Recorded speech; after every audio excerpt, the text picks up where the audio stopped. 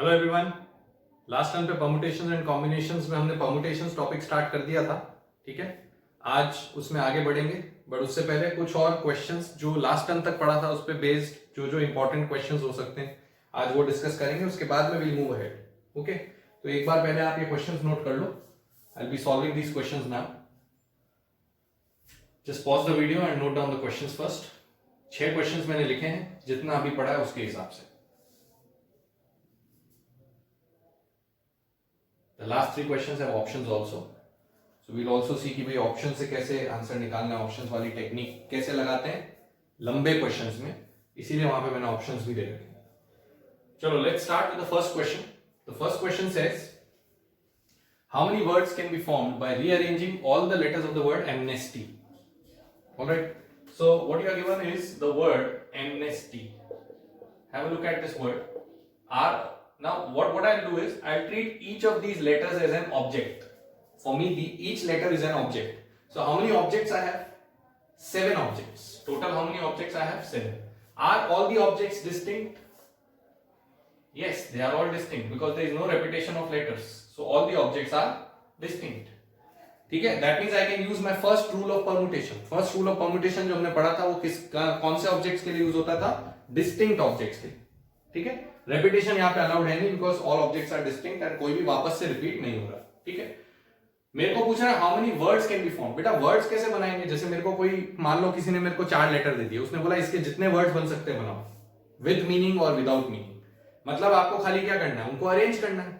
किसी लेटर को first place पे रख दिया, फिर उसी को सेकंड प्लेस पे रख दिया, ऐसे अरेंजमेंट करोगे तो वर्ड बनते जाएंगे, right. That means formation of words is also a permutation. Alright, तो अगर कोई आपसे ये बोलता है कि how many words can be formed by rearranging all the letters of the word, all मतलब सारे लेटर्स एक साथ रीअरेंज करने हैं, यानी 7 लेटर्स को 7 प्लेसेस पे रीअरेंज करने के जितने वेज हो सकते हैं उतने ही वर्ड्स बनेंगे कि नहीं बनेंगे। तो मेरे पास बेटा 7 डिस्टिंक्ट ऑब्जेक्ट्स हैं और 7 प्लेसेस हैं। 7 प्लेसेस हैं obviously. How many ways can I rearrange them? Factorial 7। So the answer to the first question should be 5040, that is factorial 7. You can calculate it, factorial 7, 7 into 6 into 5 into 4 into 3 into 2 into 1 comes out to be 5040. Is that okay? ठीक है, so ये तो मेरा answer हुआ first part का। इसमें 2 question पूछे। पहला, how many words can be formed by rearranging all the letters of the word, यानी सारे लेटर्स को सारी प्लेसेस पे रीअरेंज करना है, तो फैक्टोरियल 7 हो गया, 7 लोग 7 जगह। दूसरा पार्ट क्या है, how many 4 letter words can be form. अब की बार कितने लेटर का वर्ड बनाना है? 4 लेटर का। अब बेटा देखो 4 लेटर का वर्ड तो तभी बनेगा जब मैं 4 प्लेसेस में रीअरेंजमेंट करूंगा। अभी मैंने 7 प्लेसेस में रीअरेंज किया था, अब कितने प्लेसेस में करना है? 4 प्लेसेस में। ऑब्जेक्ट कितने हैं मेरे पास? अभी भी ऑब्जेक्ट तो अभी भी 7 है, लेकिन अब की बार प्लेसेस कितनी हो गई?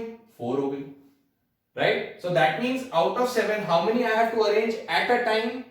4 एट अ टाइम। और उसके लिए हमने फॉर्मूला बताया ही था 7p4। ये फॉर्मूला बताया था कि नहीं बताया था? 7p4, 7 objects 4 at a time. तो इस सेकंड पार्ट का आंसर 7p4 होगा, जिसको निकालने का शॉर्टकट बताया था आपको। 7 से चालू करना है, बैकवर्ड काउंटिंग। कितने नंबर लिखने हैं? 4 नंबर, 7 6 5 4। 4 तक नहीं जाना है, 4 नंबर लिखने हैं। तो 7 6 5 4 कितने नंबर हो गए? 4। तो ये आपका आंसर हो गया। इस चीज को बोलने का एक और तरीका हो सकता था कि how many ways can I fill the first place? 7 ways, because 7 में से कोई सा भी लेटर यहां आ सकता है। सेकेंड प्लेस 6 वेज, बिकॉज अब 6 लेटर बचे हैं। थर्ड प्लेस 5 वेज, अब 5 लेटर बचे हैं। And fourth place 4 ways. काम कब खत्म होगा? जब मैं सारे के सारे अरेंज कर दूंगा। तो इन सबको क्या करना है बेटा? मल्टीप्लाई। तो वही सेम आंसर आ गया। तो ऐसे निकालो या ऐसे निकालो या 7p4 बोलो, बात एक ही है। So this is a very basic question explaining the use of NPR formula. समझ आ गया? ठीक है, अभी इसमें और आगे देखेंगे और डिफरेंट केसेस, बहुत सारे केसेस बनते हैं। This is very basic question. Let's go to the second question. If 6 times the number of permutations of n things taken 3 at a time. Now it's a totally formula based question. Permutations of n things taken 3 at a time. क्या बोलेंगे बेटा उसको? n things taken 3 at a time मतलब np3. n things taken 3 at a time np3, यही बोलते हैं। इसका कितना टाइम्स? 6 टाइम्स। 6 टाइम्स मतलब इसका 6 गुना, इसका 6 गुना इक्वल्स 7 टाइम्स, यानी 7 गुना। किसका 7 गुना? Number of permutation of n-1 things taken 3 at a time. What is n minus 1 things taken 3 at a time? It is n minus 1 p3. ये था n things taken 3 at a time, ये है n minus 1 things taken 3 at a time. इसका 6 गुना और इसका 7 गुना बराबर है. This is what the question is saying. और आपसे क्या पूछ रहा है? n पूछ रहा है. So we need to solve this equation and find the value of n. Okay, तो पहली बात लैंग्वेज पढ़ के ये लिखना आना चाहिए. दूसरी बात, अब इसको सॉल्व करना तो पिछली क्लास में भी सीखा था भाई, np3 का फॉर्मूला क्या होता है वो लगा देते हैं. 6 into what is np3 factorial n upon factorial n minus 3. याद है कि नहीं बेटा? Factorial n upon factorial n minus r. इधर 7 into फैक्टोरियल n minus 1 ऊपर वाला, और नीचे आएगा n minus 1 minus 3. this minus this minus this minus 1 minus 3. बेटा minus 1 minus 3 कितना हो गया? -4 हो गया. इसको हटा दूं यहां से, -4 लिख दूं. कोई दिक्कत यहां तक? अब क्वेश्चन में क्या नजर आए? फैक्टोरियल्स. फैक्टोरियल्स जैसे ही नजर आएंगे, पहली क्लास में समझाया था, क्या करना है? फैक्टोरियल को काटना है. फैक्टोरियल्स को काटना है. फैक्टोरियल्स को काटने के लिए कौन सी property? Reducing the factorials. Factorial n और फैक्टोरियल n minus 1, इनको देखो जरा ध्यान से, दोनों ऊपर वालों को और दोनों नीचे वालों को. इन दोनों ऊपर वालों में कौन बड़ा है भाई? ये बड़ा है, तो इसमें से n बाहर निकाल देंगे. जब n बाहर निकालेंगे तो n minus 1 बचेगा. 6 into n into factorial n minus 1 बचेगा. छोड़ दो उसको, वो कट जाएगा उसके साथ. इसमें और इसमें कौन बड़ा है बेटा? ये बड़ा, क्योंकि n में से 3 घट रहा है और वहां पे 4 घट रहा है, तो यही बड़ा हुआ. इसमें से भी क्या बाहर निकाल दिया? n minus 3 बाहर निकाल दिया, तो नीचे क्या बचा बेटा? n minus 3. फैक्टोरियल में क्या बच गया? n minus 4. एक कम हो जाएगा ना, n minus 3 में से एक घटा तो n minus 4 हो गया. इज इक्वल टू उस तरफ जो है वो as it is n minus 1 upon factorial n minus 4. कुछ चेंज नहीं. क्यों चेंज नहीं? क्योंकि मेरे को इसको काटना है. ये कट गए, अब दोनों कट गए कि नहीं कट गए? चलो अब तो क्या हो गया? क्रॉस मल्टीप्लाई करो. 6 into n 6n, इसको ले जाओ उधर. 7 मल्टीप्लाइड बाय n minus 3 कितना हो बेटा? यहाँ पे जरा फटाफट बोलो. 6n इधर कितना? 7n minus 21. 6n को इधर भेजो, 21 को इधर भेजो. उधर चला गया 21, इधर हो गया 7n minus 6n. 7n minus 6n कितना हो बेटा? n बराबर कितना आया? 21. तो answer of the second question is 21.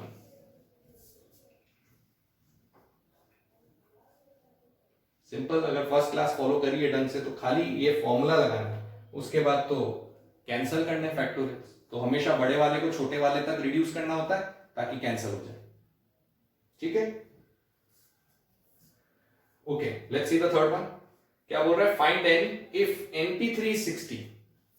अब np3 तो दे रखा है 60 और आपको n निकालना है. ठीक है बेटा? अब कैसे करना है? अब n निकालना है, np3 दे रखा है, तो np3 का फॉर्मूला क्या होता है वो लगाते हैं. अब np3 का फॉर्मूला कैसे लगाते हैं? ऐसे नहीं लगाते. कैसे लगाते हैं? ऐसे लगाते हैं, क्योंकि मैंने आपको एक शॉर्ट ट्रिक बताई थी कि हमें n से चालू करना है बैकवर्ड काउंटिंग. यानी पहले n आएगा, फिर n minus 1 आएगा, फिर n minus 2 आएगा. बैकवर्ड जाना है. कितनी बार जाना है? 3 बार. चले गए 3 बार. इन तीनों का प्रोडक्ट क्या होना चाहिए बेटा? 60 होना चाहिए. इन तीनों का प्रोडक्ट कितना होना चाहिए? 60 होना चाहिए. ठीक है? और मेरे को n निकालना. अब वापस वही कॉन्सेप्ट है जो मैंने फर्स्ट क्लास में भी समझाया था कि इस तरीके की इक्वेशन आ गई तो अब ये नहीं कि मल्टीप्लाई करके क्यूबिक इक्वेशन बना लेंगे. अगर आप इन तीनों को मल्टीप्लाई करोगे तो क्यूबिक इक्वेशन बन जाएगी, तो वो तो समय बिगाड़ने का काम हो गया. याद रखो, पेपर ऑब्जेक्टिव है. यानी अब तो तुम्हारे पास n के ऑप्शंस होंगे ना भाई. n निकालना है तो n के ऑप्शंस होंगे, वो ऑप्शंस प्लग इन करके देख लो कौन सा ऑप्शन सेटिस्फाई कर जाता है. That is the answer. ठीक है कि नहीं? तो n n minus 1 n minus 2 equal to 60 लिखा. अब n ऑप्शंस में से डाल के देख लिया कौन सा सेटिस्फाई कर रहा है. या फिर अगर ऐसे भी सॉल्व करना है तो भी मैं क्या देखूं कि ये तीनों कॉन्जिक्यूटिव है कि नहीं. क्या ये तीनों कॉन्जिक्यूटिव है कि नहीं? सर कॉन्जिक्यूटिव मतलब तो पता है बेटा, एक के बाद एक. बिल्कुल ये एक के बाद एक है, बिकॉज इन तीनों में गैप कितने का है? 1 का. ठीक है? 3 कॉन्जिक्यूटिव नंबर्स का प्रोडक्ट कितना चाहिए? 60. चलो स्टार्ट करते हैं भाई. सोचना. 2 इंटू 3 इंटू 4 60 होता है क्या? 2 इंटू 3 इंटू 4 60 नहीं होता. कितना होता है? 24 होता है. 3 इंटू 4 इंटू 5 60 होता है क्या भाई? 2 इंटू 3 इंटू 4 तो नहीं होता. क्यों? ये क्यों ले रहा हूं? क्योंकि कॉन्जिक्यूटिव लेने. 1 इंटू 2 इंटू 3 तो 6 होता है, वैसे ही रिजेक्ट कर दिया. ठीक है? 2 इंटू 3 इंटू 4 कितना होता है बेटा? 24, वो भी रिजेक्ट हो गया. आगे बढ़ो. 3 इंटू 4 इंटू 5 कितना हुआ? 5 हो गया 20, 20 इंटू 3 60. 60 आ गया. ये आंसर आ गया. 3 का प्रोडक्ट 60 चाहिए था, आ गया मेरे पास 60। अब इस पे आया तो अगले पे थोड़ी आएगा, एक पे ही आएगा किसी भी, ठीक है। अब इसमें से ये समझो कि सबसे छोटा कौन है 3, सबसे बड़ा कौन है 5। इन तीनों में सबसे बड़ा कौन है n, क्योंकि इनमें से माइनस हो रहा है। सबसे बड़ा n है, यहां सबसे बड़ा n 5 है, इसका मतलब n की वैल्यू कितनी हुई बेटा 5। आंसर क्या लिखेंगे 5 लिखेंगे, या फिर सीधा जैसे मैंने बताया ऑप्शन से डाल डाल के देख लो कि जो भी ऑप्शन जो है वो इन तीनों का प्रोडक्ट 60 दे देता है वो आंसर आ जाएगा।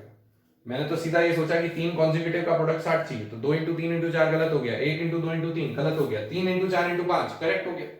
अब n जो है वो 3 है कि 5 है, तो n तो सबसे बड़ा नंबर है, तो सबसे बड़ा नंबर तो 5 है, इसका मतलब n will be 5। Simple. Alright, let's go to the fourth question. अब क्या बोल रहा है, if np4 equal to 12 into np2 find n। ये भी वैसा ही क्वेश्चन है बिल्कुल जैसा ये था, वैसा ये भी वही सेम काम करेंगे। np4 लिखेंगे। अब np4 कैसे लिखेंगे बेटा, np4 कैसे लिखेंगे, एक तो तरीका ऐसे हो गया फॉर्मूला से, और एक तरीका ऐसे हो गया जो यहां बताया था। इसको फॉर्मूले से किया है, इसको ऐसे कर लेता हूं, इस वाली टेक्निक से कर लेता हूं। np4 का मतलब क्या हो गया, n से बैकवर्ड काउंटिंग चालू करनी है, n-1, n-2, n-3, कितने तक करनी है बेटा, 4 नंबर तक। 4 नंबर हो गए कि नहीं हो गए, हो गए, ठीक है। तो ये तो हो गया खत्म, ये तो np4 हो गया, ये दिस इज डन। यहां क्या लिखा है 12, वो तो लिखना ही पड़ेगा। np2 मतलब चालू कहां से करना है, n से, खत्म कहां पे करना है, n-1 पे, क्योंकि 2 ही नंबर लिखने हैं। ये भी हो गया, पूरी इक्वेशन आ गई हमारे पास। क्या कट गया देखो, n से n कट गया, n-1 से n-1 कट गया, तो बेटा क्या इक्वेशन आई, n-2 इंटू n-3 बराबर 12। इतनी आ गई इक्वेशन। अब फिर से वही बात है भाई, ऑप्शन तो है ही तुम्हारे सामने, इनके ऑप्शन रख करके देख लो कौन सा 12 दे देता है, ठीक है कि नहीं। जैसे मैं पहला ऑप्शन रखता हूं 7, n की जगह 7 माइनस 2 5, 7 माइनस 3 4, 5 इंटू 4 कितना होता है बेटा 20, तो गलत हो गया, दिस इज रॉन्ग। 6 रखो, 6 माइनस 2 4, 6 माइनस 3 3, 4 इंटू 3 12, 12 यहां पे भी 12, this is correct. So what is the answer for this question 6। थोड़ा फॉर्मूला लगाया, थोड़ा ऑप्शन चेक किया, आंसर आ गया। तो एक ही टेंजेंट पे क्यों चलना है भाई, फॉर्मूला लगा रहे हैं तो खाली फॉर्मूला लगाएंगे ऐसा थोड़ी, ऑप्शन देख रहे हैं तो शुरू से ही ऑप्शन देखने बैठ जाएंगे, ऐसा भी नहीं। दिमाग यूज करो, थोड़ा सा वो लगाओ, थोड़ा सा वो लगाओ, फटाफट आंसर निकाला। ठीक, let's go to the next question. If m plus n p2 is 56 and m minus n p2 is 30, find the ordered pair mn। Ordered pair क्या होता है पहले भी समझा रखा है। ऑर्डर्ड पेयर का मतलब पहला नंबर m होना चाहिए ब्रैकेट में और दूसरा नंबर n होना चाहिए। ये अदला बदली पॉसिबल नहीं है, ऑर्डर्ड पेयर में अदला बदली नहीं कर सकते। पहला नंबर m ही होगा, दूसरा नंबर n ही होगा, ठीक है। मतलब बेसिकली मेरे को m और n निकालना है। चलो m और n निकाल लें, तो m और n निकाल लें तो क्या कर लें अपन, alright, so let me do one thing. सबसे पहले तो मेरे को जो दे रखा है उसको लिख के देख लेते हैं। तो m plus N P two बराबर कितना है 56, ठीक है। तो m plus N P two को बेटा रिड्यूस करना चालू करें, तो m प्लस एन लिखेंगे सबसे पहले, बैकवर्ड काउंटिंग करनी है तो m प्लस एन माइनस 1 लिखेंगे। कितने नंबर लिखने हैं, 2, ये आ गए 2 नंबर, इन दोनों का प्रोडक्ट कितना होना चाहिए 56, ठीक है। दूसरा वाला भी लिख लें, चालू कहां से करना है m माइनस एन से, फिर बैकवर्ड काउंटिंग यानी 1 माइनस करा, प्रोडक्ट कितना होना चाहिए 30, क्योंकि 2 ही नंबर लिखने। ये दूसरी इक्वेशन, मतलब बेसिकली मेरे पास 2 इक्वेशन 2 वेरिएबल है, लेकिन क्या मेरे को इनको सॉल्व करने की जरूरत है, नहीं, क्योंकि मेरे पास ऑप्शन है कि नहीं, मेरे पास ऑप्शन। चलो मेरे पास ऑप्शन नहीं भी होते तो भी मैं सॉल्व नहीं करता, क्योंकि मेरे को ये पता है कि ये दोनों कॉन्जिक्यूटिव है कि नहीं बेटा। हमेशा एनपीआर में कॉन्जिक्यूटिव नंबर ही तो आते हैं, तो ये दोनों कॉन्जिक्यूटिव नंबर हुए। 2 कॉन्जिक्यूटिव का प्रोडक्ट कितना चाहिए 56, बताओ कब होता है 2 कॉन्जिक्यूटिव का प्रोडक्ट 56 कब होता है, 7 इंटू 8 होता है, बाकी तो होता ही नहीं। तो 2 कॉन्जिक्यूटिव का प्रोडक्ट 7 इंटू 8 होता है, मतलब 8 इंटू 7 होता है। अब 8 बड़ा है कि 7 बड़ा है, 8 बड़ा है। ये बड़ा है कि ये बड़ा है, ये बड़ा है, मतलब m प्लस एन किसके बराबर है 8 के। तो पक्की बात है भाई m प्लस एन तो 8 होगा। इसको छोड़ो, इससे हमें क्या करना है, m प्लस एन 8 आ गया हमारा, समझ आई। वापस इधर देखो, 2 कॉन्जिक्यूटिव का प्रोडक्ट कितना चाहिए बेटा 30, कब आता है 30 प्रोडक्ट 2 कॉन्जिक्यूटिव का 6 इंटू 5, बिल्कुल। तो इसको क्या लिखा मैंने 6 इंटू 5। बड़ा कौन है 6 है, यहां बड़ा कौन है m माइनस एन है। बैकवर्ड काउंटिंग करते हैं तो सबसे फर्स्ट वाला ही बड़ा होगा, तो m माइनस n किसके बराबर हुआ? 6 के। m माइनस n बराबर 6 हो गया बेटा। आगे दो इक्वेशन सिंपल सी, m प्लस n बराबर 8 आ गया, m माइनस n बराबर 6 आ गया। फटाफट देख लो कौन सा ऑप्शन दोनों को सेटिस्फाई कर जाता है। पहले तो देखो हर ऑप्शन में दोनों को जोड़ने पे 8 आता है क्या? 2 को जोड़ा 8 आ गया, ठीक है। 2 को जोड़ा 8 आ गया, 2 को जोड़ा 8 आ गया। तीन ऑप्शन दिए मैंने, तीनों में 8 आ गया। यानी अब जिस ऑप्शन में घटाने पे 6 आएगा वो आंसर होगा। अब घटा दो, 6 माइनस 2 4, गलत। 7 माइनस 1 6, करेक्ट आंसर। बस सोचने की जरूरत ही नहीं कुछ और। दोनों का सम आना चाहिए था 8, डिफरेंस आना चाहिए था 6। वही बात है, वापस थोड़ा सॉल्व किया, थोड़ा ऑप्शन चेक किया, आंसर निकल गया। ठीक है, घड़ी है ना तुम्हारे पास, देखते जाओ कितने सेकंड में क्वेश्चन सॉल्व हो रहा है। चलो लास्ट क्वेश्चन देखते हैं, 6th। Okay, I will be solving it here.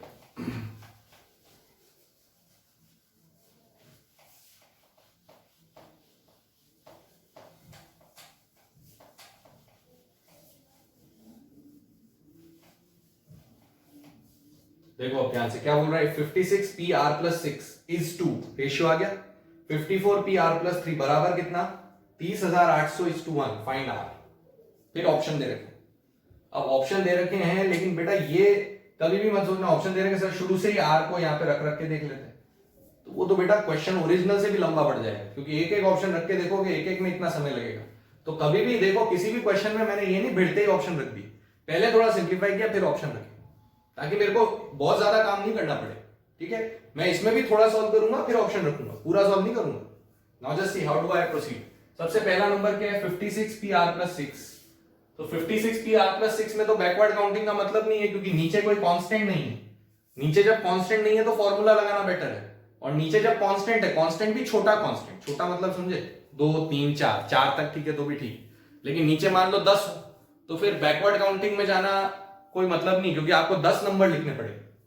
ठीक है ना, तो जैसे जैसे ये नंबर बड़ा होता जाएगा या अननोन होता जाएगा तो फिर फॉर्मूले की तरफ चले जाना, फिर बैकवर्ड काउंटिंग की तरफ मत जाना। तो अभी इसमें फॉर्मूला लगाऊंगा मैं, क्या आएगा बेटा? Factorial 56 upon factorial 56 minus R plus 6। किसको नहीं आया ये? NPR, factorial n upon factorial n minus R. Sir आपने r प्लस 6 क्यों लिखा? r प्लस 6 से बेटा r थोड़ी।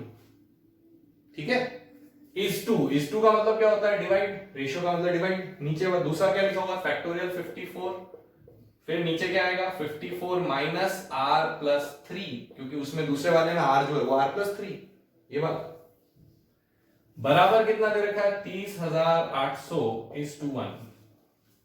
बहुत बढ़िया, अब इसको सॉल्व करना है। ठीक है, क्या नजर आ रहा है इधर? फैक्टोरियल्स। फैक्टोरियल नजर आती क्या करना है बेटा? रिड्यूसिंग द फैक्टोरियल, कैंसिल करना है। ठीक है, सबसे पहले इसको देखो। अच्छा पहले तो इसको सॉल्व कर लेते हैं। फैक्टोरियल 56 अपॉन 56 में से कितना जाएगा? 6, कितना बचेगा? 50 माइनस आर। ठीक है, फिर नीचे फैक्टोरियल 54 में से 3 क्या, कितना बचा? 51 माइनस आर बराबर 30,800 अपॉन 1 तो हटा सकता हूं, ये बच गया। ठीक है, अब रिड्यूसिंग करूंगा फैक्टोरियल्स की। अब ध्यान से समझो, ऊपर 56 है, यहां 54 है। 56 बड़ा है तो इसमें से क्या बाहर निकाला? 56 बाहर निकाला, क्या बचा? 55। फिर 55 बाहर निकाला, क्या बचा? 54। इससे मैच हो गया बस। तो ऊपर से क्या बाहर आया? 56 और 55, बचा क्या? फैक्टोरियल 54। हो गया, ऊपर का काम खत्म। इसको तो छेड़ना ही नहीं, तो कटेगा। 50 माइनस आर बड़ा है कि 51 माइनस आर बड़ा है? 50 में से आर घटाओगे बड़ा है कि 51 में से आर घटाओगे तो बड़ा है? 51 में से आर घटाएंगे ना, ये बड़ा है। जब 51 50 से बड़ा है तो 51 माइनस आर भी 50 माइनस आर से बड़ा होगा, तो ये बड़ा हुआ। जब ये बड़ा हुआ तो इसको रिड्यूस करेंगे, तो इसमें से इसको बाहर निकालेंगे। जब इसमें से इसको बाहर निकालेंगे तो एक कम हो जाएगा, एक कम होगा तो 50 माइनस आर बचेगा कि नहीं बचेगा? राइट, इसका मतलब इसको तो छेड़ना नहीं, इसको तो एज इट इज लिख दो। 50 माइनस आर को तो छेड़ना नहीं, 54 को अगेन छेड़ना नहीं। राइट, उसके नीचे क्या आ रहा है वो लिखना है हमें। क्लियर है? अब उसके नीचे क्या आ रहा है भाई? कौन बाहर निकला? 51 माइनस आर बाहर निकला। अंदर कौन बचा? Factorial 50 minus R. इतना बच गया बेटा, ये इसके बराबर। ठीक, अब देखो क्या क्या कट गया। ये और ये कैंसिल, ये और ये कैंसिल, खत्म। फैक्टोरियल्स का काम खत्म हो गया। राइट, ये जो नंबर है वो नीचे ही नीचे, ये कहां चला जाएगा, ऊपर। डिवीजन में जब नीचे ही नीचे नंबर है तो ऊपर चला जाएगा। ऊपर चला जाएगा तो बेटा फाइनली क्या इक्वेशन आई मेरे पास, 30,800 जो इस तरफ बचा हुआ है is equal to 56 into 55 into 51 minus R, ये जो ऊपर है। खत्म इतना। अब फटाफट 56 इंटू 55 कैलकुलेटर पे निकाल लो, कितना आ रहा है, या एक काम करो इसको इससे डिवाइड ही कर लो सीधा। 30,800 डिवाइडेड बाय 56 इंटू 55, इसको इधर ले जाते हैं, is equal to 51 minus R, ऐसे लिख सकते हैं ना बेटा। अब इसको कैलकुलेट करो कितना आ रहा है।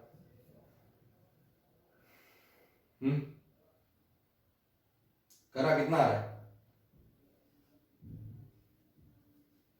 10 आ रहा है। Is coming out to be 10।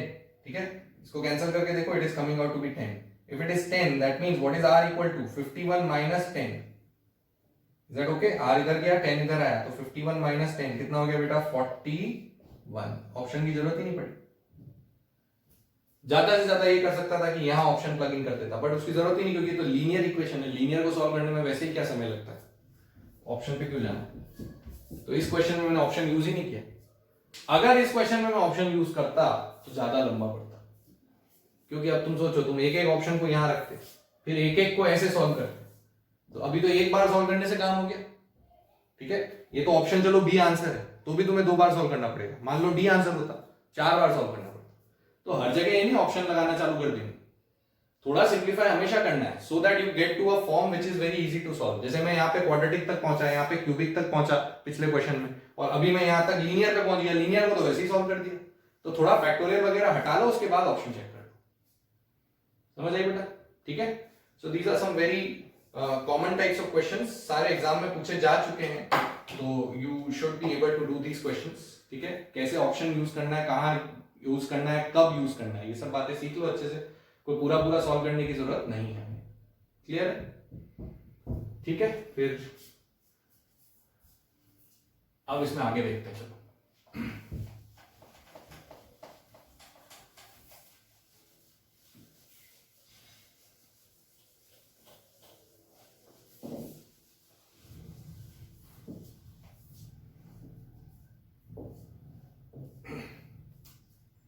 okay, now so what we have done up to now is, up till now we have done the first formula of permutation. Okay, मैंने आपसे कहा था इसमें 2 आर्टिकल डिस्कस करेंगे, अभी हमने पहला डिस्कस किया, राइट?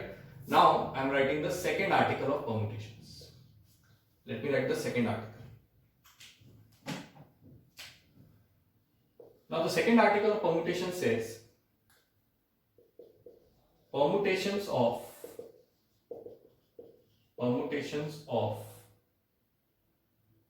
n objects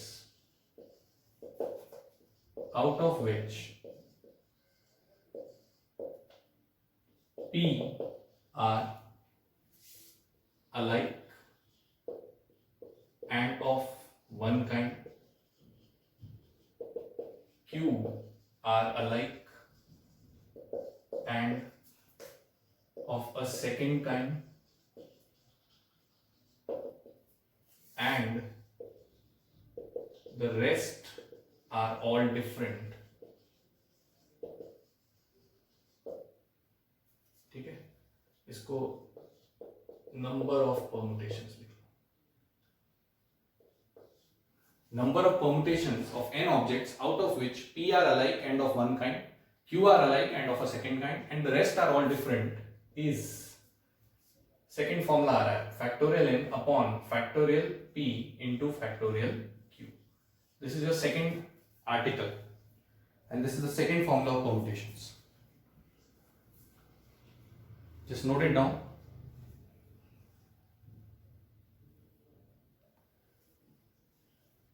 देखो क्या बोल रहा है, number of permutations of n objects. अब की बार डिस्टिंक्ट नहीं लिखा है, डिफरेंस क्या है दोनों में, पहले और इसमें। पहले वाले में डिस्टिंक्ट लिखा था, अब डिस्टिंक्ट नहीं। अब उसने खाली बोला है कि how many objects I have n। अब उन n ऑब्जेक्ट्स में से p एक जैसे हैं, अलाइक मतलब एक जैसे, ऑफ वन काइंड। ठीक है, जैसे मान लो कि मेरे पास सपोज करो कि I have, let's say I have 10 balls, okay, और 10 बॉल्स में से मेरे पास लेट अस से there are 3 red balls. 3 red balls मतलब ये तीनों रेड बॉल्स एक जैसी, identical, okay. then let me say that I have two black balls, these are also identical and the rest all are different. ये सारे different colors की balls, these are all different color balls, मतलब none of them is red, none of them is black. There are only 3 red balls, there are only 2 black balls and the rest all are different. So this type of a question will classify in this category, क्योंकि मेरे पास सारे objects distinct नहीं है, 3 एक जैसे हैं, 2 एक जैसे हैं और बाकी के 5 जो हैं वो डिफरेंट है. 3 यहाँ हो गए, 2 यहाँ हो गए, तो 10 में से 5 गए तो कितने बचे? 5 बचे, 5 डिफरेंट हो गए. तो क्या बोल रहा है? P are alike of one kind, Q are alike of second kind and the rest are all different. तो कितना होगा बेटा number of permutations? Total objects जितने भी उसका फैक्टोरियल ऊपर लिखोगे और दोनों जो आइडेंटिकल वाले हैं उनका फैक्टोरियल नीचे लिखोगे. मतलब टोटल परम्यूटेशन को किससे डिवाइड करना है? आइडेंटिकल के परम्यूटेशन से डिवाइड करना है.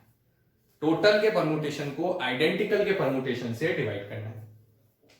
ठीक है, ऑलराइट. क्यों करना है सर आइडेंटिकल के परम्यूटेशन से डिवाइड? उसके लिए एक बात और ध्यान से समझ लो कि नंबर ऑफ अरेंजमेंट्स, ठीक है, ऑफ आइडेंटिकल ऑब्जेक्ट्स इज 1. मेरे पास कितने भी आइडेंटिकल ऑब्जेक्ट्स हो उनको अरेंज कितने वेज में कर सकता हूं? ओनली 1 वे. कैसे सर? तो बेटा सिंपल सी चीज है कि जैसे मान लो कि मेरे पास लेट्स से मेरे पास ये 3 आइडेंटिकल पेन्स हैं. ठीक है, आई हैव 3 आइडेंटिकल पेन्स.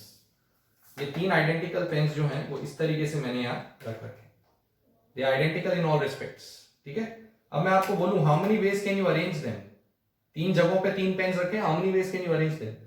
तो आप बोलोगे सर इसको उठा के यहां रख दो, इसको उठा के यहां रख दो. बेटा लेकिन उससे कोई फर्क पड़ा क्या? फर्क तो तब पड़ता है ना जब ये दोनों डिफरेंट होते, तो आप डिस्टिंग्विश कर पाते.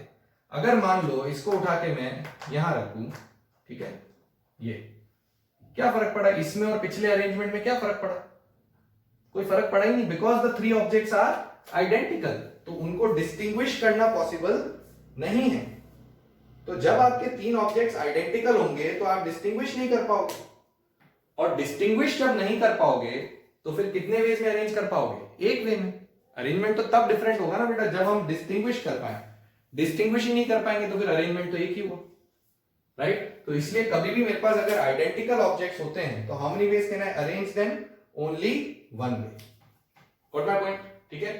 अब उसका इससे क्या लेना देना था? उसका इससे ये लेना देना था कि मान लो कि इन 10 की 10 बॉल्स को मैं डिफरेंट मान लूं, डिफरेंट मान लूं, तो फिर मेरे पास कितने अरेंजमेंट्स होंगे? फैक्टोरियल 10 होंगे. तो हम पहले पढ़ चुके हैं फर्स्ट फॉर्मूला ऑफ परम्यूटेशन कि अगर 10 लोग हैं, 10 ऑब्जेक्ट में 10 प्लेस में अरेंज करना है 10 लोगों को, तो फैक्टोरियल 10 में अरेंज कर सकते हैं. यानी 10 बॉल होती, 10 प्लेस में अरेंज करना होता, तो कितने वेज में अरेंज कर पाता मैं? फैक्टोरियल 10 वेज में. लेकिन एक चीज और आप पढ़ चुके हो which is fundamental principle of counting. ठीक है, अब इन 10 ऑब्जेक्ट्स में 3 तो रेड थी जो आइडेंटिकल थी, उनको अगर मैं डिस्टिंक्ट मान के चलूं तो कितने वेज में परम्यूटेशन हो सकता है उनका? Factorial 3 veg. इन 2 ब्लैक को अगर डिफरेंट मान के चलूं तो कितने वेज में परम्यूटेशन हो सकता है इनका? फैक्टोरियल 2 वेज में. लेकिन एक्चुअल में इनके अरेंजमेंट के कितने वेज हैं? ओनली 1. यानी ये हमने फालतू के वेज ले रखे हैं ना, ये नए वेज नहीं आएंगे, सारे एक ही वेज में. जैसे पेन को इधर इधर करने से कोई फर्क नहीं पड़ रहा था, तो इनको बदलने से कोई फर्क नहीं पड़ेगा. लेकिन ये वाले जो परम्यूटेशन है वो ऑलरेडी इसके अंदर तो मल्टीप्लाई हो चुके हैं, इसके अंदर तो मल्टीप्लाई हो चुके हैं, ऐड नहीं हो सके, हो चुके हैं. क्या हो चुके हैं? मल्टीप्लाई हो चुके हैं. क्यों सर ऐड क्यों नहीं हो चुके? मल्टीप्लाई क्यों हो चुके हैं? ये तो फंडामेंटल प्रिंसिपल ऑफ काउंटिंग पढ़ा है ना बेटा फर्स्ट, कि जब भी हमें कोई काम खत्म जब तक नहीं होता तो हम मल्टीप्लाई करते हैं कि ऐड करते हैं? मल्टीप्लाई करते हैं. मतलब अगर मेरे को ये 10 बॉल्स को अरेंज करना होता और मैं मान लो इनको अलग इनको अलग इनको अलग अरेंज करता, तो पहले मैं इसको अरेंज करता इतने वेज में, फिर इसको अरेंज करता इतने वेज में, फिर इसको अरेंज करता इसके जितने भी वेज हैं, राइट? और जब सारे अरेंज हो गए उसके बाद उन सब का प्रोडक्ट लेके मेरा आंसर आता कि नहीं आता? कि सम लेके आंसर आता? प्रोडक्ट लेके आता, क्योंकि काम जब तक खत्म नहीं होता हम मल्टीप्लाई करते हैं. मतलब ये दोनों चीजें इसके अंदर ऑलरेडी मल्टीप्लाई हो चुकी हैं. लेकिन क्या हमें इनको यहां मल्टीप्लाई करना था? नहीं करना था, क्योंकि ये तो आइडेंटिकल थे. आइडेंटिकल तो अरेंज हो ही नहीं सकते. इसीलिए जो चीज मल्टीप्लाई हो चुकी है उसको हटाने के लिए क्या करेंगे बेटा? डिवाइड कर देंगे. ठीक है भाई, जैसे 100 को मान लो आपने 3 से मल्टीप्लाई कर दिया है तो 300 हो गया. अब मान लो उस 3 को हटाना है तो डिवाइड कर दोगे ना वापस 3 से, तो जो चीज तुमने मल्टीप्लाई कर दी उसको डिवाइड कर दो, तो ये तुम मल्टीप्लाई कर चुके थे इसको डिवाइड कर दो। तो वही बात ये फॉर्मूला बोलता है कि टोटल ले लो, उसमें से जो आइडेंटिकल थे उनके परमुटेशन को डिवाइड कर दो। तो आपके पास कौन से बच जाएंगे, आइडेंटिकल वाले केस हटा के बच जाएंगे। समझ आ गई? तो ठीक है, खैर ये तो बैकग्राउंड है कि कैसे आया, बाकी कोई फर्क नहीं पड़ रहा। You to directly use this formula, okay, you don't have to worry about कैसे आया क्यों आया। तो जिसको अगर समझने की है इच्छा कि भाई कैसे आया, तो वो समझाने के लिए मैंने ये बता दिया। बाकी directly you can apply the formula. Total objects ऊपर लिखोगे और नीचे क्या लिखोगे, आइडेंटिकल वाले ऑब्जेक्ट्स। समझ आई बात? ठीक, okay. Now what type of questions can be formed on this particular article. जैसे कोई आपसे ये बोले कि भाई इन how many ways can all the letters in how many ways can all the letters of the word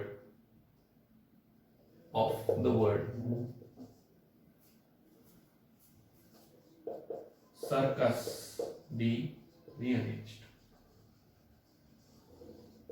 देखो ध्यान से, in how many ways can all the letters of the word circus be rearranged। ठीक है, तो ऐसा ही एक question पहले भी लिया था अभी हमने आज की क्लास में, जिसमें मैंने एमनेस्टी वर्ड लिया था। उसमें क्या था डिफरेंस उसमें और इसमें, क्यों अलग अलग क्यों लेना पड़ रहा है उसमें, क्योंकि कोई भी ऑब्जेक्ट रिपीट नहीं हो रहा था। ठीक है, तो हमने फर्स्ट फॉर्मूला लगा दिया। अब क्या हो रहा है, of course we have to treat each letter as an object. So how many objects I have, total 6 objects I have, but in 6 objects में से I have 2 C, 1 R, 1 I, 1 U and 1 S, but there are 2 C's। 2 C's का मतलब ये कैसे objects count करे जाएंगे, identical count करे जाएंगे। और आइडेंटिकल ऑब्जेक्ट जैसे ही इन्वॉल्व हो जाएंगे, you to go to which formula, second formula. You can not use the first formula, वो सिर्फ डिस्टिंक्ट ऑब्जेक्ट्स के लिए। अब तो आइडेंटिकल आ गए, आइडेंटिकल आते ही आपको सेकंड फॉर्मूले की तरफ जाना है। ठीक है, बस इतना ही ध्यान रखना है, सेकंड की तरफ जाना है। कोई इसके बाद कोई बहुत अलग चीज अलग सा काम नहीं करना है। How many total objects, 6 objects. How many places, 6 places. Obviously जितने ऑब्जेक्ट्स उतनी प्लेस में अरेंज करेंगे, क्योंकि उसने बोला ऑल द लेटर्स को अरेंज करना है, तो 6 लोग हैं 6 प्लेस में अरेंज करना है। How many ways can you do it, factorial 6। 6 लोग 6 प्लेस में कितने वेज में अरेंज होते हैं, फैक्टोरियल 6। लेकिन उसमें आइडेंटिकल कितने हैं, 2, तो डिवाइड बाय क्या हो जाएगा, फैक्टोरियल 2। ये आंसर आएगा। 6 लोग 6 प्लेस, फैक्टोरियल 6, लेकिन उसमें 2 एक जैसे हैं, तो अपॉन फैक्टोरियल 2 हो गया। ठीक है बेटा, जैसे कोई मेरे से बोलता भाई मैथमेटिक्स वर्ड, अपना सब्जेक्ट ही ले लेते हैं।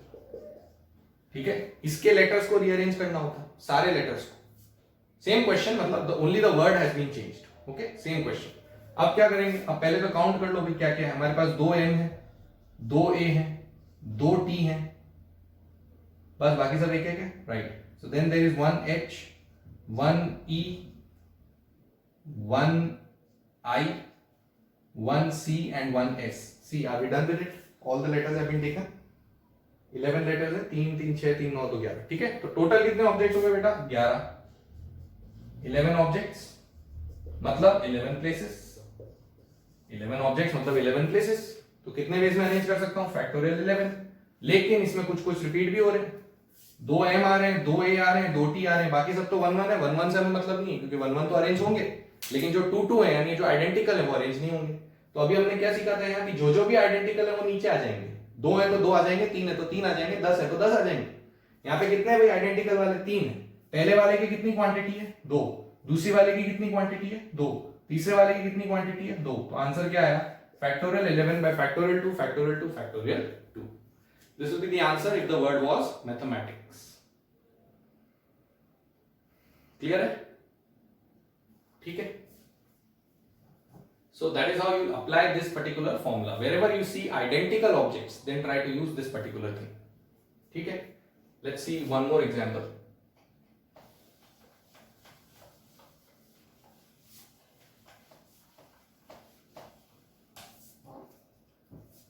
जैसे कोई बोलता in how many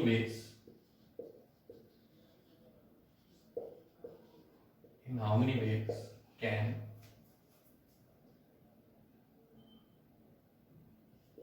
5 plus signs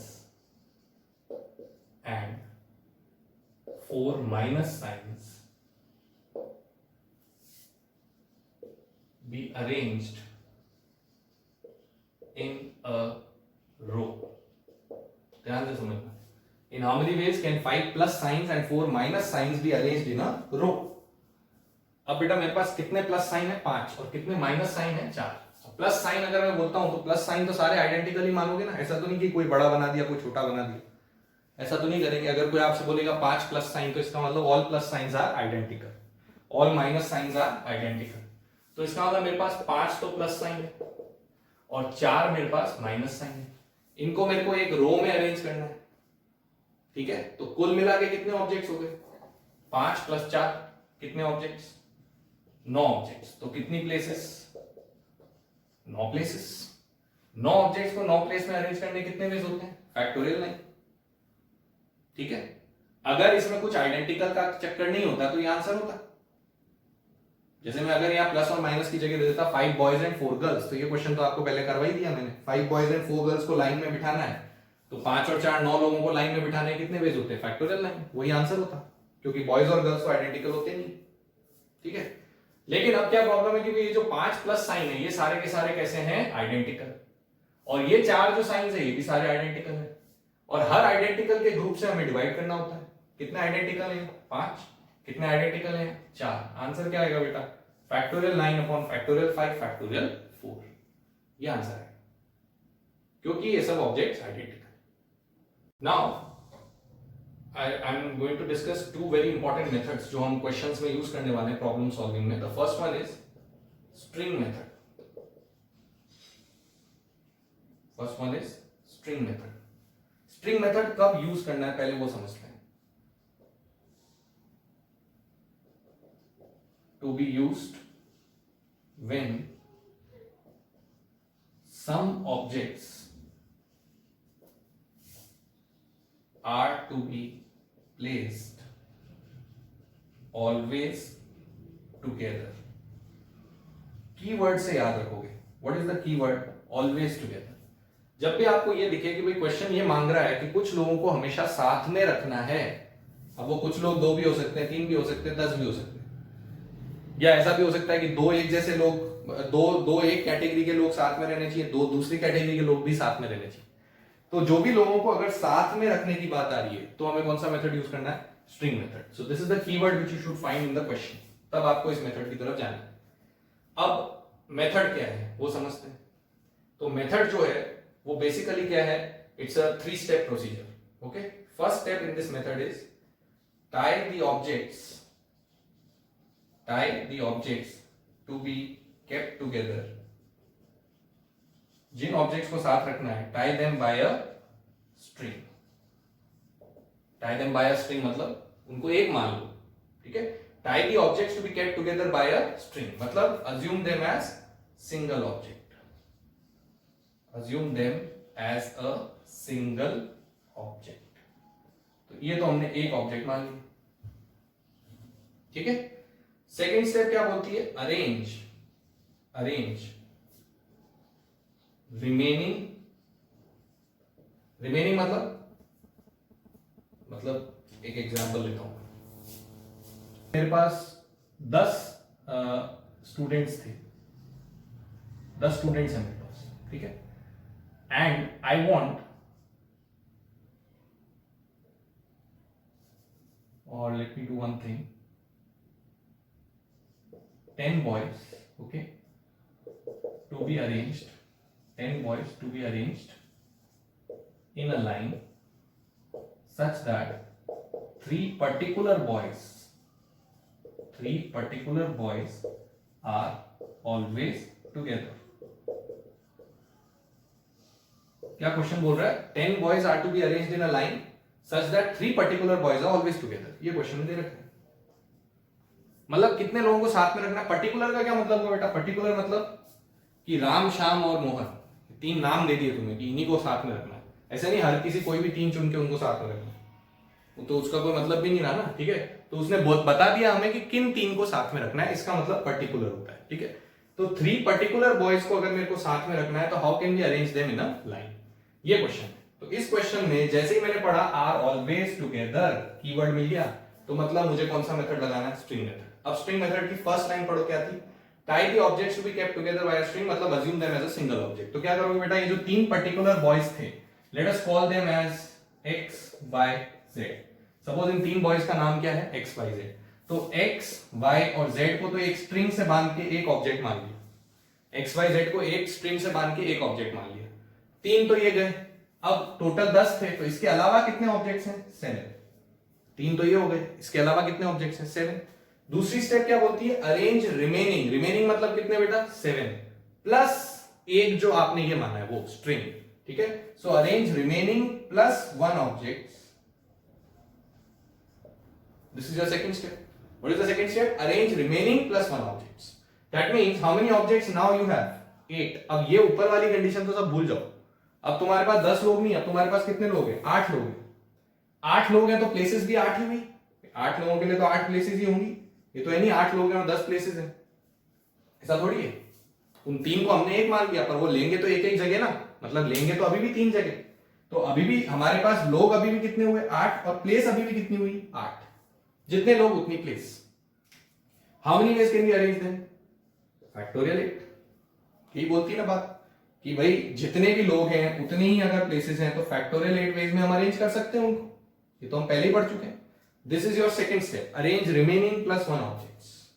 कर दिया भाई arrange. Third step, arrange objects with in the string.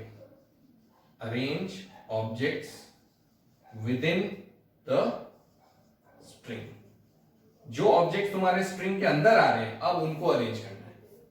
And multiply by the above result. And multiply by above result. Multiply क्यों कर रहे हैं, ये आप पहले सीख चुके हो, फंडामेंटल प्रिंसिपल ऑफ काउंटिंग. जब तक काम खत्म नहीं होगा मल्टीप्लाई करना है. ये तीसरी स्टेप की क्यों जरूरत पड़ी है, ध्यान से समझो.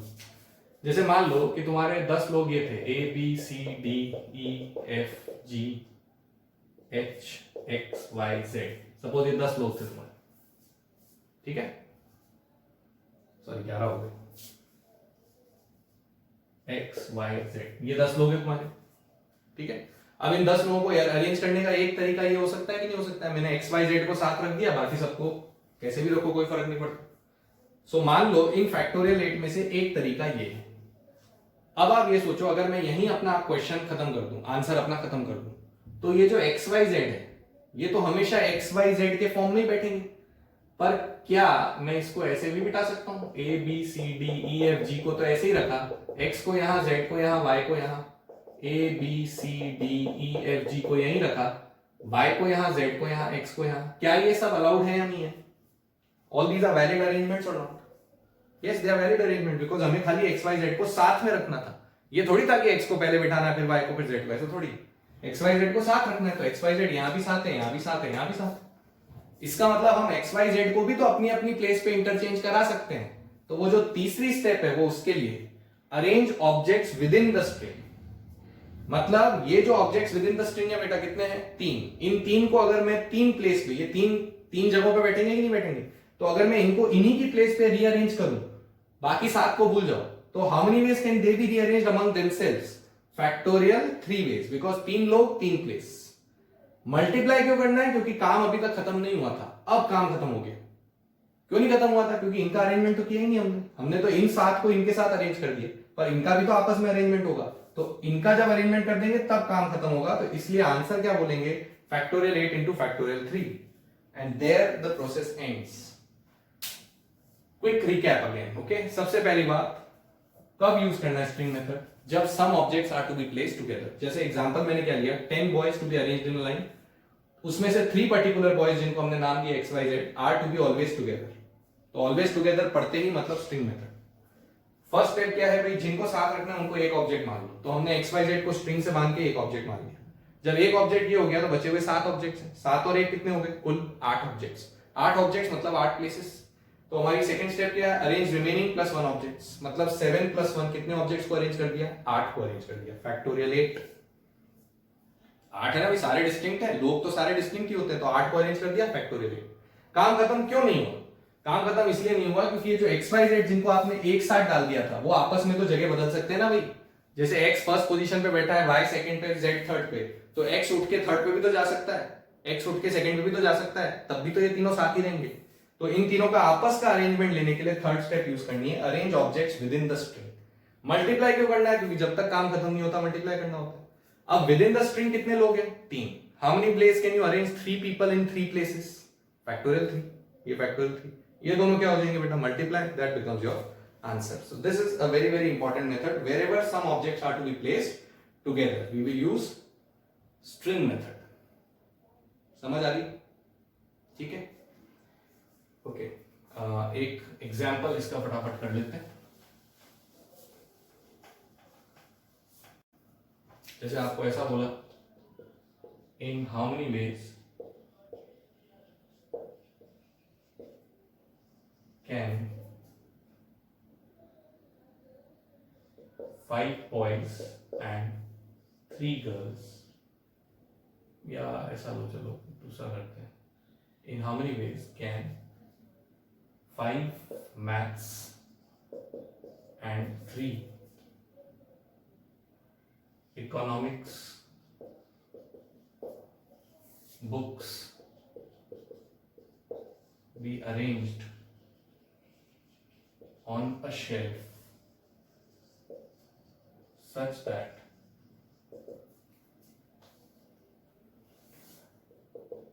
first part,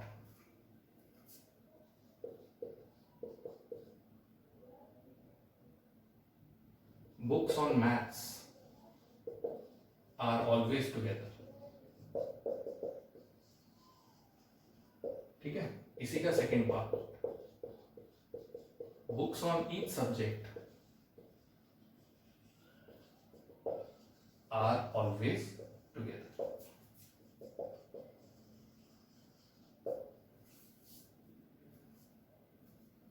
okay, books on each subject are always together. ये दो पार्ट्स करते हैं, ध्यान से पढ़ो। In how many ways can 5 maths and 3 economics books be arranged on a shelf such that, मतलब it is as good as 5 boys and 3 girls. वो तो खाली नाम चेंज कर दिया, 5 मैथ्स की किताब कर दी, 3 इकोनॉमिक्स की कर दी। इनको शेल्फ पे अरेंज करना है, मतलब स्ट्रेट लाइन में अरेंज करना है, such that books on maths are always together. First part करते हैं पहले। अब मैथ्स की बुक्स को हमेशा साथ में रखना है। ऑलवेज टुगेदर पढ़ते ही कौन सा मेथड? String method. किसको साथ में रखना है? मैथ्स बुक्स को। कितनी है maths books? 5। M1, M2, M3, M4, M5 नाम दे दें। इनको एक स्ट्रिंग से बांधना है क्योंकि इनको साथ रखना है। इनको तो एक स्ट्रिंग से बांध दिया। इसके अलावा कितनी बुक्स है बेटा? 3 इकोनॉमिक्स की बुक्स है, उनको अलग लिख लिया। फर्स्ट स्टेप क्या थी? Tie with the string. Second step क्या थी? रिमेनिंग +1 ऑब्जेक्ट्स को अरेंज करना है। ये रिमेनिंग +1, 3 और 1 4, कितने ऑब्जेक्ट्स हो गए? 4 ऑब्जेक्ट। 4 ऑब्जेक्ट्स मतलब 4 प्लेसेस। 4 प्लेसेस में 4 ऑब्जेक्ट्स कितने वेज में अरेंज होते हैं? Factorial 4। Second step over. But काम खत्म नहीं हुआ, क्योंकि ये जो 5 मैथ्स की किताबें हैं ये आपस में जगह बदल सकती, तो multiplied by arrangement with in the string. कितनी किताबें हैं स्ट्रिंग में? 5। कितनी जगह है? 5।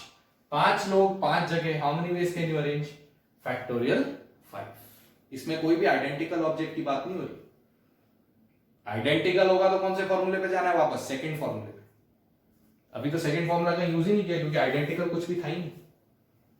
अभी तो खाली ये समझ रहे हैं कुछ लोगों को साथ रखना है और सारे ऑब्जेक्ट्स डिस्टिंक्ट हैं, तो कैसे रख सकते? समझ आ गई? Okay, then let us do one more example. अब मैं ऐसा बोल दूं, in how many ways can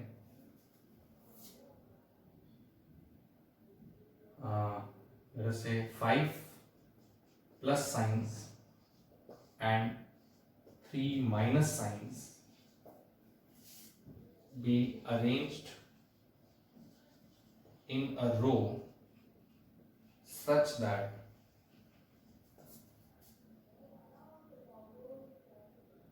all minus signs are always together,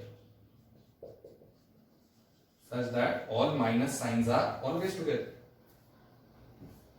तो सर इसमें और इसमें फर्क क्या है?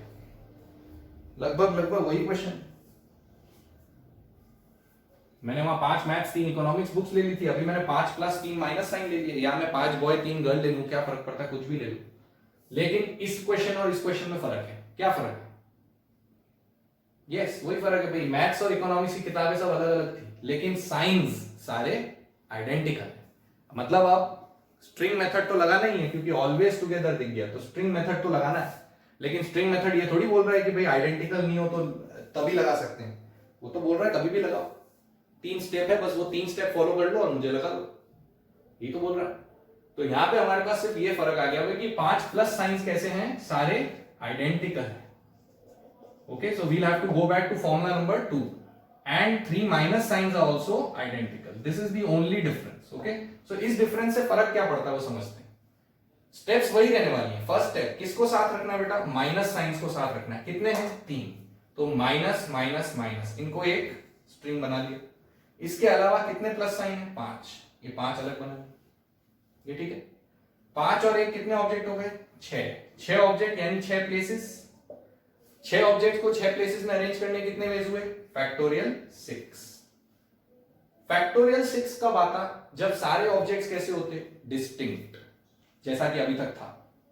अब ये जो 5 ऑब्जेक्ट्स आपने लिए हैं, 5 प्लस साइन, क्या ये सारे डिस्टिंक्ट हैं, नहीं है, तो ये सारे आइडेंटिकल है। आइडेंटिकल में क्या रूल सीखा था कि नॉर्मली जैसे लिखते हो वैसे ही लिखना है, लेकिन डिवाइड किससे करना है, जितने आइडेंटिकल है उससे डिवाइड करना है। क्या उसमें इनको भी काउंट करना है, नहीं करना है, ये तो स्ट्रिंग के अंदर चलेगा, इनका काम तो बाद में आएगा थर्ड स्टेप में, इनको तो अभी आपको भूल जाना है, ये तो थर्ड स्टेप में वापस पैदा होने वाले हैं, अभी तो ये गए, ठीक है। तो अभी इनको नहीं काउंट करना है, अभी तो इनके अलावा जो उनमें अगर कोई आइडेंटिकल है तो वो काउंट करना है। तो डेफिनेटली ये पांचों के पांचों प्लस कैसे हैं, आइडेंटिकल। तो मेरे पास 6 ऑब्जेक्ट 6 प्लेसेस के कितने वेज, फैक्टोरियल 6, लेकिन उसमें से 5 कैसे आइडेंटिकल, तो डिवाइड बाय क्या लिखूंगा बेटा, फैक्टोरियल 5 लिखूंगा, नहीं लिखूंगा ना, सेकंड फॉर्मूला लगाऊंगा, वही आइडेंटिकल दिखते, ये फर्क आ गया दोनों में, ठीक है। काम खत्म नहीं हुआ, अब तीसरी स्टेप क्या बोलती थी, arrange objects with in the string. अब विद इन द स्ट्रिंग देखो कौन है, 3 माइनस साइन है, ये आइडेंटिकल है कि डिफरेंट है, आइडेंटिकल को अरेंज करना है कितना वे होता है, 1 पे, तो मल्टीप्लाई बाय क्या करना है, 1, ये आंसर हो गया। नहीं है, सबसे पहले 3 माइनस को 1 माना, 5 प्लस को रिमेनिंग माना, रिमेनिंग प्लस 1, 6 ऑब्जेक्ट हो गए, लेकिन उन 6 ऑब्जेक्ट में 5 आइडेंटिकल है। सर ये भी तो आइडेंटिकल, लेकिन इनको तो 1 मान लिया ना, तो इनको भूल जाओ, 5 आइडेंटिकल है, तो फैक्टोरियल 6 तो टोटल अपॉन फैक्टोरियल 5 आइडेंटिकल, दूसरा फॉर्मूला।